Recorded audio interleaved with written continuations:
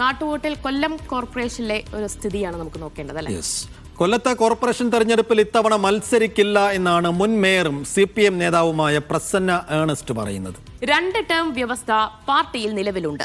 4 തവണ പാർട്ടി അവസരം തന്നതിനാൽ 2 തവണ തന്നെ മേയറാക്കി. തനിക്ക് പകരം യോഗ്യരായ നിരവധി കേഡറുകൾ പാർട്ടിക്കായി മത്സര രംഗത്തേക്ക് വരുമെന്നും പ്രസന്ന ഏണസ്റ്റ് മീഡിയ വണ്ണിനോട് പറഞ്ഞു.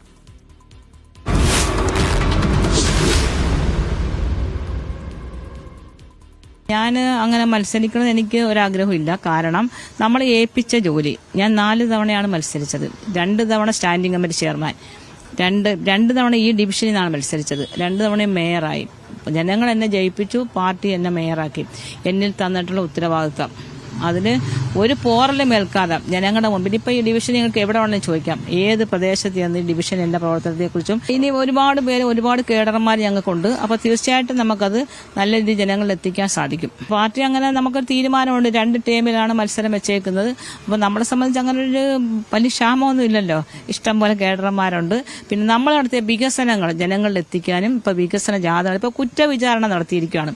ആത്മപരിശോധന നടത്തേണ്ടത്, കുറ്റവിചാരണ, ഇത്രയും പ്രവർത്തനങ്ങൾ. അതിനകത്ത് RSP അടക്കം മുന്നണിയല്ലായിരുന്നോ?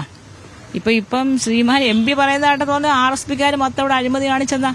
ആ പ്രൊഫസർ മൂർത്തി സാറുണ്ട്, കോവിച്ചേട്ടനുണ്ട്, ഡെപ്യൂട്ടിമാരായിട്ടിരുന്ന ഇവരെല്ലാം ഇവിടെ അഴിമതിയാണ് കാണിച്ചത്. അതിനോടൊന്നും ഒരു യോജിപ്പില്ല. പക്ഷേ നമ്മളെ സംബന്ധിച്ച് ഈ വികസനം LDF തുടരും, നാട് വളരും.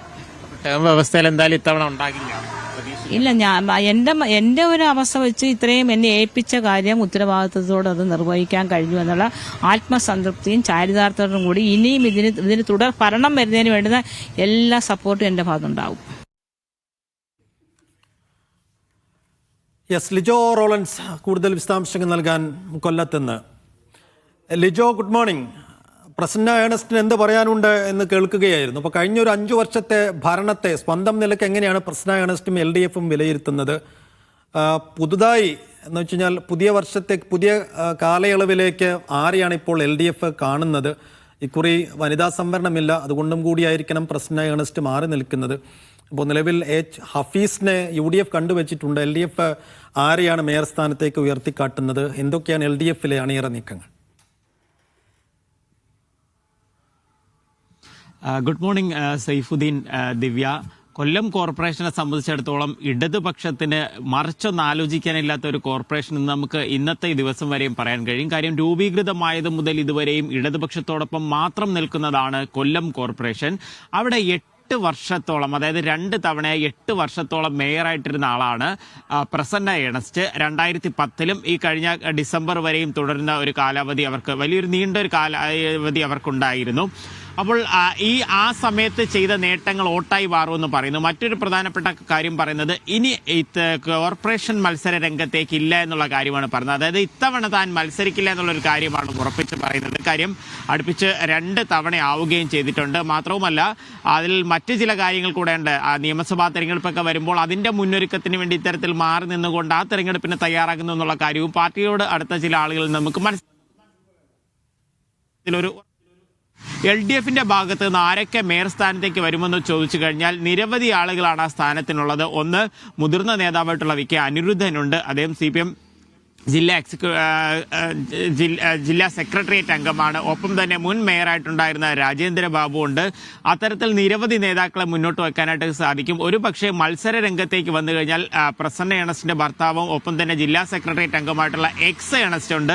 അപ്പോൾ നിരവധി പേരുകൾ അത്തരത്തിൽ മുന്നോട്ട് വയ്ക്കാൻ കഴിയും. എന്തായാലും സൈഫുദ്ദീൻ ചോദിച്ചതുപോലെ തന്നെ ആ കോർപ്പറേഷന്റെ ഇതുവരെയുള്ള ഭരണത്തിൽ പൂർണ്ണ തൃപ്തിയാണ് ഭരണപക്ഷം പറയുന്നത്. പക്ഷേ പ്രതിപക്ഷം നിരവധി ആരോപണങ്ങളൊക്കെ ഉന്നയിക്കുന്ന ആ ഒരു സാഹചര്യത്തിൽ തെരഞ്ഞെടുപ്പിലേക്ക് അടുക്കുമ്പോൾ വലിയ രീതിയിലുള്ള ഒരു മുന്നൊരുക്കം UDFിന്റെ ഭാഗത്തു നിന്നുണ്ടാകുന്നു. ആദ്യഘട്ടത്തിൽ 13 സ്ഥാനാർത്ഥികളെ കോൺഗ്രസ് പ്രഖ്യാപിക്കുന്നു. കഴിഞ്ഞ ദിവസം RSP 10 സ്ഥാനാർത്ഥികളെ പ്രഖ്യാപിക്കുന്നു. അങ്ങനെ 23 പേരെ നിലവിൽ തന്നെ പ്രഖ്യാപിച്ചു കഴിഞ്ഞു.